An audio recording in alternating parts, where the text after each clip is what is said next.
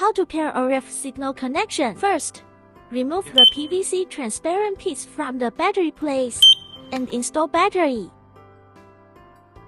Pick one alarm as master. Press the button for 10 seconds to emit RF signal.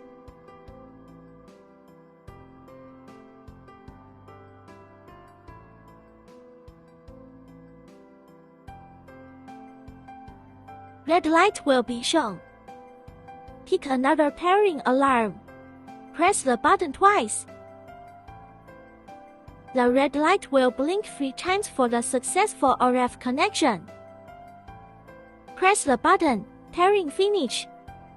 When one of the alarms emits the signal, paired alarms will simultaneously receive the signal and start beeping.